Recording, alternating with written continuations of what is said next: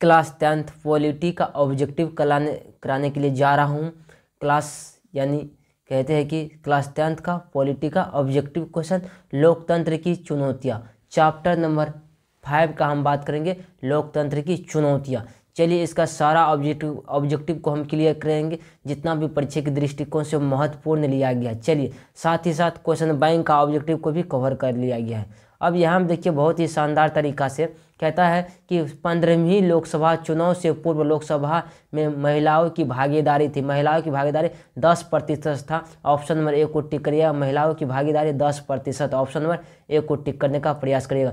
चलिए अब next question पर आते हैं। इस क्वेश्चन को देखिए करा, लोकतंत्र की सफलता के लिए कौन सी स्थिति सबसे आवश्यक है? कौन सी स्थिति सबसे आवश्यक है? तो मजबूत जन्मजात सबसे आवश्यक है, मजबूत जन्मजात। ऑप्शन नंबर ए को टिक करिए। बहुत ही शानदार क्वेश्चन है परीक्षा के दृष्टिकोण से। अगला नंबर पर चलिए, इस क्वेश्चन को जैसे देखने का प्रयास करिए। करा, धर्म को राजनीतिक से अलग नहीं किया जा सकता, यह किसने कहा? करा, धर्म को राजनीतिक से अलग नहीं किया जा सकता, यह किसने कहा? यह महात्मा गांधी ने कहा। ऑप्शन नंबर ए को टिक करिएगा, महात्मा गांधी ने कहा। ऑप्शन नंबर ए को टिक करिएगा।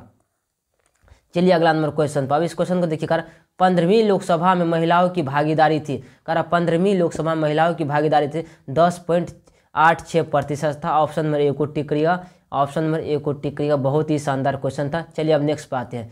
यहाँ देखिए इस क्वेश्चन को कहता है कि भारत में लोकतंत्र की सफलता में क्या बाधा है? भारत में लोकतंत्र की सफलता में अशिक्षा बाधा है। क्या चीज़ बाधा है? अशिक्षा बाधा है। ऑप्शन नंबर ए को टिक करिएगा, अशिक्षा बाधा है।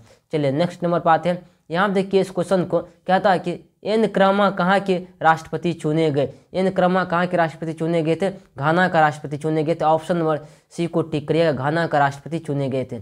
चलिए नेक्स्ट नंबर पर आने का प्रयास करिए। जैसे इस क्वेश्चन को देखिए, आंग सान सू की संबंध किस देश से है? आंग सान सू की संबंध किस देश से? यह जो है म्यांमार से। किस देश से? म्यांमार से। ऑप्शन नंबर बी को टिक करिएगा, म्यांमार से है। चलिए अगला नंबर क्वेश्चन पे, यहाँ देखिए इस क्वेश्चन को करा, आज़ादी के समय से ही किस देश में सरकार का लोकतंत्र स्वरूप है? आज़ादी के समय से ही किस देश में, आज़ादी के समय से किस देश में सरकार का लोकतंत्र स्वरूप हुआ जो है? भारत में। किस देश में? भारत में। ऑप्शन नंबर डी को टिक करिएगा। बहुत ही शानदार क्वेश्चन परीक्षा के दृष्टिकोण से। अगला नंबर पर चलिए आप। अब यहाँ देखिए इस क्वेश्चन को करा, निम्न में से किस देश में प्रत्यक्ष लोकतंत्र पाया जाता है? प्रत्यक्ष लोकतंत्र जो पाया जाता है वह पाया जाता है स्विट्जरलैंड में पाया जाता है। ऑप्शन नंबर ए को टिक करिएगा, स्विट्जरलैंड में पाया जाता है। कारण निम्नलिखित में से किस देश में प्रत्यक्ष लोकतंत्र पाया जाता है? स्विट्जरलैंड में प्रत्यक्ष लोकतंत्र पाया जाता है। ऑप्शन नंबर ए को टिक करिएगा, स्विट्जरलैंड में प्रत्यक्ष लोकतंत्र पाया जाता है। ऑप्शन नंबर ए को टिक करने का प्रयास कीजिएगा। बहुत ही शानदार क्वेश्चन था, खतरनाक क्वेश्चन था। बढ़ा जाए आगे, चलिए तो बढ़ा जाए आगे। आप इस क्वेश्चन के थोड़ा सा आगे में बात करेंगे हम। अब चलिए नेक्स्ट क्वेश्चन पाने का प्रयास करते हैं हम।